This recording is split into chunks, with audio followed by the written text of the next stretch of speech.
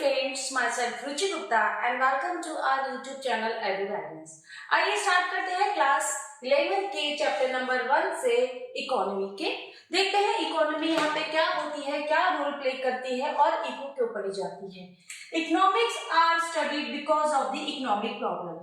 कुछ major economy में problems होती है जो सभी इकोनॉमी फेस करती है, जिसकी वजह से हमें इकोनॉमी की स्टडी करनी पड़ती है। तो बेसिकली वो प्रॉब्लम्स है क्या? These are unlimited wants. Even the richest person on the earth has unlimited wants. और wants को फुलफिल करने के लिए जो रिसोर्सेज है that's are limited for everyone.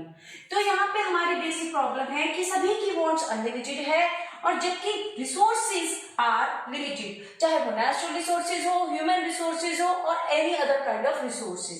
Then after my third problems is alternative uses of the resources.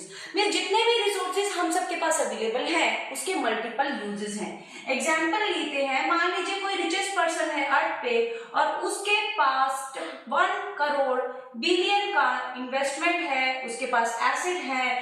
Even then he will be confuse where should he invest the 1 crore million dollar to earn more and more. साथ में वो क्या करे? वो production unit लगाए तो किस sector की लगाए, किस बिजनेस में पैसा लगाए, मीन्स मल्टीपल यूजेस। यहाँ पे हमारे पास जितनी भी लैंड होगी we have to make a choice, either we want to do the production, farming और व्हाटएवर। तो यहाँ पे ऑल्टरनेटिव यूजेस का मीनिंग यही है कि जितने भी हमारे पास रिसोर्सेज होंगे, चाहे वो कैपिटल हो, लेबर हो, लैंड हो, तो हमें उसको किस यूज में लगाना है। ये हमारी जो बेसिक प्रॉब्लम्स हैं, these are for all economy, चाहे डेवलपिंग कंट्री हो, डेवलप्ड कंट्री हो, पुअर कंट्री हो, रिसोर्सेज की प्रॉब्लम सबके संग रहती है। रिचेस्ट पर्सन के संग, पुअरेस्ट पर्सन के संग, everyone has to face the same economic problem. So consumer to consumer as well as government भी फेस करती है ये economic problem for the development of the country, कि अपने आने वाले रेवेन्यू से वो किस तरीके से कंट्री की डेवलपमेंट या इकोनॉमिक ग्रोथ के लिए इन्वेस्ट करें। उसके पास भी यही होता है, इन्वेस्टमेंट के लिए जो पैसा चाहिए होता है वो लिमिटेड होता है, जबकि वॉन्ट्स अनलिमिटेड होती है। और पैसे को, कैपिटल को, रेवेन्यू को इन्वेस्ट करने के लिए ऑल्टरनेटिव यूजेस होते हैं। सो आइए रीड करते हैं इको के दो इंपॉर्टेंट पार्ट्स को, micro economics and macro economics. यहाँ पे हम माइक्रो इकोनॉमिक्स को में हम पढ़ते हैं प्राइस थ्योरी, इसे हम कंज्यूमर्स बिहेवियर भी कहते हैं। प्राइस थ्योरी में हम पढ़ते हैं थ्योरी ऑफ डिमांड, कि पर्टिकुलर कंज्यूमर डिफरेंट प्राइस पे गुड्स की किस रेफरेंस में डिमांड क्रिएट करता है, क्या क्या चेंजेस आते हैं उसके डिमांड करने के तरीकों पे। देन आफ्टर हम पढ़ते हैं theory of productions, means producers equilibrium, कि कैसे कोई प्रोड्यूसर कॉस्ट को कंसीडर करते हुए, रेवेन्यू को कंसीडर करते हुए या फिर अपने प्रोडक्शन पे कैसे कैसे चेंजेस लाता है to make the maximum profit. और थ्योरी और डिमांड से डिराइव आउट होता है हमारा प्राइस, जिसे हम प्राइस थ्योरी कहते हैं। तो आइए देखते हैं माइक्रो इकोनॉमिक्स में हमारे कैसे टॉपिक रहते हैं। Theory of demand, these are the components of the micro economics. Consumers behaviour, consumer कैसे कैसे बिहेव करता है relating to a product, relating to its price. यहाँ पे हम प्राइस से उसकी रिलेशन पूछते हैं, हम उसकी इलास्टिसिटी कैलकुलेट करते हैं, किस हिसाब से कंज्यूमर अपनी क्वांटिटी डिमांड में अप एंड डाउन करता है according to the price. Means we are going to study here theory of demand. ये जितने भी चैप्टर होंगे आपको डिटेल में आगे समझाए जाएंगे। फर्स्ट चैप्टर में इनका सिर्फ इंट्रोडक्शन है। देन आफ्टर प्रोड्यूसर्स बिहेवियर, अब एक प्रोड्यूसर किस हिसाब से प्रोडक्शन करता है relating to the cost, relating to the revenue and relating to the production. सबकी चीजों से कैलकुलेट करके एक प्रोड्यूसर कब डिसाइड करता है कि उसे कितना प्रोडक्शन करना है, that is called my theory of supply. Means markets में गुड्स एंड सर्विस की सप्लाई कैसे कैसे रहेगी। डिमांड और थ्योरी से रिलेटेड निकलता है मेरा प्राइस, इसको हम पढ़ेंगे आगे डिटेल में नेक्स्ट क्लासेस में। ये है हमारा सप्लाई का ग्राफ, कैसा होता है हमारा डिमांड का ग्राफ, उनके पॉइंट ऑफ इंटरसेक्शन से किस तरीके से प्रोडक्ट का प्राइस फिक्स होता है, तो ये सब पार्ट रहेगा हमारा माइक्रो इकोनॉमिक्स का। याद रखिएगा स्टूडेंट्स, अभी आपको थोड़ा सा टॉपिक नया लगेगा, वियर्ड लगेगा, समझ में नहीं आएगा, because details were be given later on in the newly chapters. Then after देखते हैं मैक्रो इकोनॉमिक्स के कैसे कैसे कंपोनेंट्स रहते हैं। फर्स्ट कंपोनेंट रहता है मेरा equilibrium, and economy is said to be in equilibrium when my aggregate demands are equal to my aggregate supply. So an economy is said to be in equilibrium when my aggregate demands are equal to my aggregate supplies. Means all over होने वाली demand किसी country में जब all over supply में होगी, तो difference basic ये रहता है मेरा माइक्रो की डिमांड और सप्लाई में और मैक्रो की डिमांड और सप्लाई में। माइक्रो टॉक्स अबाउट इंडिविजुअल, किसी एक पर्टिकुलर कस्टमर की डिमांड और सप्लाई से रिलेशंस, उसके बिहेवियर, जबकि मैक्रो बताता है मुझे aggregate. Aggregate means the whole summation of all the demands and services. Means economy में होने वाली all the goods and services की demand, aggregate demand and aggregate supplies. Equilibrium कब है, कैसे होगा? Disequilibrium is a situation when the AD is greater than AS और AD is lesser than AS। यहाँ पे मेरा डिसइक्विलिब्रियम है, तो कोई इकोनॉमी इस डिसइक्विलिब्रियम की सिचुएशन को कैसे ओवरकम करेगी, क्यों ये सिचुएशन अराइज हो रही है, कैसे इससे बाहर आना है, वो सिखाया जाएगा मेरा थर्ड पॉइंट करेक्शंस में, जिसके लिए गवर्नमेंट तरीके की फिस्कल पॉलिसी बनाएगी। फिस्कल पॉलिसी में मेरी एक्सपेंडिचर पॉलिसी, मेरी रेवेन्यू पॉलिसी। डिसइक्विलिब्रियम में मैं पोजीशन ऑफ इन्फ्लेशन और डिफ्लेशन फेस करती हूँ, वहीं उसके करेक्शन में एक्सचेंज रेट पॉलिसी मेरी कैसी रहती है, मैं कैसे फॉरेन करेंसीज को एक्सचेंज करूंगी, मेरी मॉनेटरी पॉलिसी कैसी रहती है, कैसे हमारा यूनियन बजट काम करेगा, डेफिसिट बजट पे हम कैसे कैसे एक्शन लेंगे। तो यहाँ डिटेल में हम ये चीजें पढ़ाने वाले हैं 12th क्लास में। I hope it is clear now, but this is a very little description. Chapter will be described in a particular session, जो कि 12th और 11th क्लास में आने वाले हैं। आइए जानते हैं पॉजिटिव एंड नॉर्मेटिव इकोनॉमी के बारे में।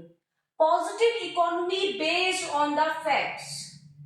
Facts of what kind? Economy में जो जो हुआ उसका डिस्क्रिप्शन देना इज माय पॉजिटिव इकोनॉमी। जैसे I can say population in 2021, birth rate का बताना, डेथ रेट बताना, नेशनल इनकम बताना, किसी एक पर्टिकुलर ईयर में या फिस्कल ईयर में, ये सब हमारा पॉजिटिव इकोनॉमी होता है। Positive economy is based on the facts, जो चीजें हो चुकी है उनके बारे में बताना, सेक्स रेशो के बारे में बताना, एजुकेशन लेवल के बारे में बताना, इकोनॉमिक ग्रोथ के बारे में बताना, किस तरीके से हमारा एक्सपोर्ट और इंपोर्ट चल रहा है, ये सब बताना, फॉरेन एक्सचेंज पॉलिसी के बारे में बताना, is called positive economy. Whereas the normative economy based on the suggestions of what kind? कि we have a deficit in the economy में लॉस है, तो what steps should be taken? Population बहुत ज्यादा है, ओवर पॉपुलेशन है, तो what steps should be taken to control the population? Exports are lesser than import. Export ज्यादा होगा तो मनी का आउटफ्लो हो जाएगा, करेंसी आउटफ्लो होगा, तो what step should be taken to control this situation? GDP बढ़ाने के लिए क्या करना चाहिए? That is normative statement. Means जब मेरी पॉजिटिव स्टेटमेंट्स में फैक्ट की एक थ्योरी रेडी की जाती है, कुछ प्रॉब्लम्स महसूस की जाती है, उन्हें ऑब्जर्व किया जाता है, then we need to find out the solutions, and solutions के लिए जो सजेशंस दिए जाते हैं, This kind of economy is normative economy. तो यहाँ पे जो positive economy है that is based on the facts and it is true for everyone. जबकि normative economy are the suggestions and suggestions vary person to person. तो यहाँ पे हर person अपना अलग ओपिनियन देगा। जैसे कोई कहेगा डेफिसिट कंट्रोल करना है तो ऐसा किया जाए, दूसरा कहेगा नहीं नहीं ये रॉन्ग है, ऐसा करना चाहिए। पॉपुलेशन कंट्रोल है तो एक बंदा सजेस्ट करता है किसी वन चाइल्ड पॉलिसी को, दूसरा कहते हैं नो वन चाइल्ड पॉलिसी के अपने हार्म्स होते हैं, टू चाइल्ड पॉलिसी होनी चाहिए। थर्ड पर्सन आएगा वो अलग तरीके का ओपिनियन देगा। सो आई कैन से कि normative economy is based on the suggestions and suggestions vary person to person, so I can say the suggestions are different for everyone. जबकि positive economy based on the fact and facts are facts for everyone. So these are the two types of economy, positive and normative. Let's see the difference between the positive economy and the normative economy. Positive economy deals with the issue of past, present and future. Economy के संग past में कैसे result रहे, कैसा performance रहा, present में कैसा चल रहा है, या इस ग्रोथ के अकॉर्डिंगली फ्यूचर में कितना एक्सपेक्टेशंस है। जैसे आई कैन से मेरा 5 years प्लान, पास्ट में इतने % से सक्सेसफुल होते थे, प्रेजेंट में इतने % से सक्सेसफुल हो रहे हैं, और फ्यूचर में अगर ऐसे ही रहे तो ऐसे सक्सेसफुल होंगे। या फिर मेरी जीडीपी ग्रोथ पहले इतनी रहती थी, 25% रहता था, प्रेजेंट में 35% है, फ्यूचर में इतना रहेगा। या आई कैन से मेरा जो फॉरेन एक्सचेंज रेट है पहले कम था, अब ज्यादा है, आगे और ज्यादा होगा। तो समथिंग लाइक ऑफ इश्यूज हैं ये पॉजिटिव इकोनॉमी के, जो पास्ट पे बेस्ड होते हैं, प्रेजेंट पे एनालाइज करते हैं और फ्यूचर के लिए डिक्लेरेशन देते हैं। जबकि normative economy are the just the opinions to make the economy better. जैसे आई कैन से कि मेरा इन्फ्लेशन चल रहा है, महंगाई बढ़ रही है, so what are the basic opinions to reduce the inflation. तो ये सिर्फ सजेशंस हैं, इस पे कोई फैक्ट्स एंड फिगर्स पे रिलेटेड नहीं है। तो हमें पॉजिटिव इकोनॉमी कहती है what the economy was, what the economy is and what it will be after some time. Means वही वाली बात, अभी भी पास्ट में क्या था, हिस्ट्री में क्या था, प्रेजेंट में क्या था, फ्यूचर में क्या होगा, ये इस तरीके के स्टेटमेंट पास ऑन करते हैं। जबकि नॉर्मेटिव स्टेटमेंट कहते हैं what we ought to be, हमें कैसा होना चाहिए था, जीडीपी कितनी होनी चाहिए थी, फॉरेन एक्सचेंज रेट कैसा होना चाहिए था, फिस्कल पॉलिसी ऐसी होनी चाहिए, something like assumptions। Then I can say facts and figures। Positive economy verified होती है क्योंकि ये तो पास्ट की फिगर और फैक्ट्स पे बेस्ड होती है, ये कोई भी पर्सनल अपनी कहानियां नहीं है, ये फैक्ट्स एंड फिगर पे बेस्ड चीजें हैं, रिजल्ट है। जबकि नॉर्मेटिव स्टेटमेंट सिर्फ वेरीफाइड नहीं है, क्यों? क्योंकि ये तो अजम्पशंस है कि जीडीपी ग्रोथ, अगर मैं कहती हूँ जीडीपी ग्रोथ मेरी आज की डेट में 100 मेरी 90% है, तो यहाँ पे ये फैक्ट्स एंड फिगर्स पे रिजल्ट पे बेस्ड निकला हुआ कोई मेरा रिजल्ट है तो मैं कहूंगी ये वेरीफाइड है। जबकि मैं कहूँ जीडीपी जी और ज्यादा होनी चाहिए, जीडीपी होनी चाहिए 110% की ग्रोथ, तो दिस इज नॉट वेरीफाइड क्योंकि ये सिर्फ अजम्पशन है। कैसा एक्शन लेने से ये करना चाहिए, वो करना चाहिए, पर ये वेरीफाइड नहीं है कि ऐसा करने से सचमुच ऐसा होगा भी या नहीं। Then after not value judgement, यहाँ पे कोई अपनी वैल्यू जजमेंट पास नहीं कर सकता क्योंकि facts are facts for everyone, whereas normative economies are based on the opinions. तो यहाँ पे वैल्यू जजमेंट होता है, जो ओपिनियन आपको सही लगता है, हो सकता है सेकंड पर्सन को ना लगे, थर्ड पर्सन को ना लगे। सो आई कैन नॉट से कि नॉर्मेटिव इकोनॉमी वेरीफाइड नहीं है, जज नहीं है। I hope it is clear now. आइए जानते हैं क्लास 11th में हमारी टाइप्स ऑफ इकोनॉमी कैसी रहती है। मींस कोई भी कंट्री जब हमारी अपनी एक इकोनॉमी बनाती है तो वो किस तरीके की इकोनॉमी को फॉलो करती है। तो first of all I have controlled economy और सेंट्रल प्लान्ड इकोनॉमी। ये वो इकोनॉमी है जो पूरी तरीके से कंट्रोल्ड है, मींस यहाँ पे गवर्नमेंट अपना फुल कंट्रोल रखती है सभी तरीके के सेक्टर्स पे, बिजनेस पे, सब कुछ उसके अंडर होता है, सब कुछ उसकी परमिशन से ही होगा। किन चीजों का एक्सपोर्ट करना है, किन चीजों का एक्सपोर्ट करना है, कैसी आपकी फॉरेन पॉलिसी रहेगी, कैसा आपका डिमांड और सप्लाई रहेगा, एवरीथिंग इज कंट्रोल्ड। प्रोडक्शन किस सेक्टर में होगा, किन चीजों का प्रोडक्शन होगा या नहीं होगा, everything is controlled. So this is called my controlled economy और सेंट्रली प्लान्ड इकोनॉमी। यहाँ पे जो सेंट्रल अथॉरिटी होती है गवर्नमेंट के पास ही होती है, means all the major decision are taken by the government for the social welfare of the public. अपनी कंट्री के अंदर जो भी सोशल वेलफेयर के लिए डिसीजन लिए जाएंगे वही मान्य होंगे और कोई डिसीजन चेंज नहीं कर सकता, किसी के पास कोई पावर नहीं है। यहाँ पे कंज्यूमर कोई रोल प्ले नहीं करता, मींस प्रोडक्शन उतना ही होगा, वैसा ही होगा जैसा कि गवर्नमेंट प्लान करेगी। Consumer plays no important role here. यहाँ पे सारे ही सेक्टर ऑफ प्रोडक्शन पब्लिक के रहते हैं, मींस गवर्नमेंट ही प्रोडक्शन करवाती है और कोई प्रोडक्शन नहीं करवाएगा। और जितने भी रिसोर्सेज होंगे, लैंड, लेबर, कैपिटल, सबका कंट्रोल गवर्नमेंट पे ही रहेगा। मींस पूरी इकोनॉमी, जैसे हम पहले जमाने में कहते थे राजा होते थे हमारे देशों में, राजों के हिसाब से सब चीजें चलती थी, उनका डिसीजन ही सब कुछ चलता था। तो यहाँ पे समथिंग लाइक दैट वही कंडीशन है। Controlled economy is totally controlled by the government for the welfare of the people. Consumer plays here no role. All the sectors relates to public and resources are fully under the control of the government.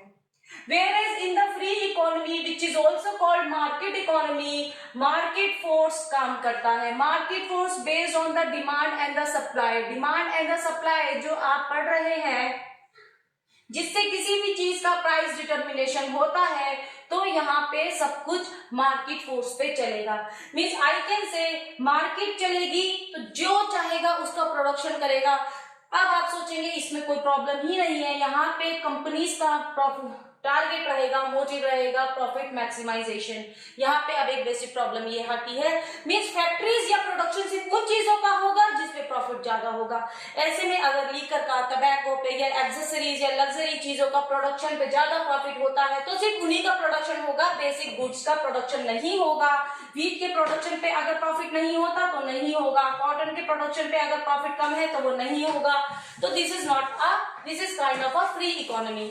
तो यहाँ पे company से production उन goods and services का करेगी जिसमें इन्हें profit होता है। तो कंज्यूमर विल बी सोवेरियन है, सारी पावर कंज्यूमर के हाथ में है। कंज्यूमर जिन चीजों की डिमांड ज्यादा क्रिएट करेगा उन्हीं चीजों का प्रोडक्शन ज्यादा होगा, और जिन चीजों की डिमांड कम होगी उनका प्रोडक्शन भी कम होने लगेगा। देन आफ्टर प्राइवेट सेक्टर, यहाँ पे सारे ही सेक्टर्स प्राइवेट होते हैं, गवर्नमेंट का इनमें कोई रोल नहीं होता, सब कुछ पब्लिक कंट्रोल करती है। सारे रिसोर्सेज पब्लिक के हाथ में होते हैं, यानी लोगों के हाथ में होते हैं, वही इनके ऑनर होते हैं। समझ लीजिए किसी एक कंट्री में पूरी तरीके से बहुत सारे सेक्टर्स है पब्लिक, सब कुछ उनके हाथ में है। यहाँ पे जो भी डिसीजन लिया जाएगा फर्म्स लेंगी, प्रोडक्शन यूनिट्स लेंगी, तो ऐसी मार्केट्स को हम फ्री इकोनॉमी कहते हैं। तो देन आफ्टर आता है मेरा मिक्स्ड इकोनॉमी, जो कि इंडिया में है, which is control under the government and the market force. यानी यहाँ पे कुछ सेक्टर गवर्नमेंट के कंट्रोल में है, जैसे कि आई कैन से रेलवे यहाँ पे आज भी गवर्नमेंट के कंट्रोल में है। यहाँ पे आपका डिफेंस आज भी गवर्नमेंट के कंट्रोल में है। क्यों? क्योंकि वेलफेयर ऑफ दी पब्लिक के लिए यहाँ पे कुछ डिसीजन लिए जाते हैं, जबकि यहाँ पे बहुत सारे प्रोडक्शन यूनिट प्राइवेट के हिसाब से डिपेंड करते हैं। मींस डिमांड एंड सप्लाई के अंडर जो प्रोडक्शन जो बनाना चाहती है वो बना सकती हैं। Companies are free to choose. और कुछ प्रोडक्ट्स ऐसे भी होते हैं जिनमें प्राइवेट सेक्टर अपना हाथ नहीं डालता, नहीं काम करना चाहता because of the less amount of profit, तो ऐसे सेक्टर्स गवर्नमेंट खुद हैंडल करती है। तो mixed economy is a combination of both the economy, यहाँ पे गवर्नमेंट और प्राइवेट फोर्स दोनों काम करते हैं। तो यहाँ पे प्रॉफिट मैक्सिमाइजेशन भी देखा जाता है, साथ में वेलफेयर ऑफ द पब्लिक भी देखा जाता है। जैसे गवर्नमेंट आपको सब्सिडी दे रही है और कंपनीज अपना प्रॉफिट कमा रही है, घी, तेल, चीनी, चावल बना के, तो यहाँ पे गवर्नमेंट दोनों का बैलेंस बना के चलती है। यहाँ पे कंज्यूमर जहां डिमांड और सप्लाई को क्रिएट करके प्राइस डिटरमाइन करता है, वहां पे पब्लिक डिस्ट्रीब्यूशन सिस्टम गवर्नमेंट चलाती है, राशन की दुकानें चलाती है, गरीबों को अलग अलग तरीके के लोन देती है, तो दोनों चीजों का बैलेंस बना रहता है। यहाँ पे पब्लिक सेक्टर प्राइवेट सेक्टर दोनों एग्जिस्ट करते हैं। कुछ चीजें जैसे मैंने पहले भी बताया था गवर्नमेंट सेक्टर के अंदर रहती है, जबकि कुछ सेक्टर्स मेरे प्राइवेट में रहते हैं। यहाँ जो रिसोर्सेज होते हैं वो गवर्नमेंट के पास और प्राइवेट के पास, दोनों के पास एग्जिस्ट करते हैं। जैसे कुछ लैंड प्राइवेट रहती है, कुछ गवर्नमेंट रहती है। तो this is my mixed economy. Mixed economy is basically the combination of the controlled economy and the free economy, और इंडिया में हमारी यही इकोनॉमी एग्जिस्ट करती है। I hope it is clear now. Myself Ruchi Gupta, exclusively on Edu Guidance. Please don't forget to like, share and subscribe our channel. Thank you so much. मिलते हैं अपने next video के साथ।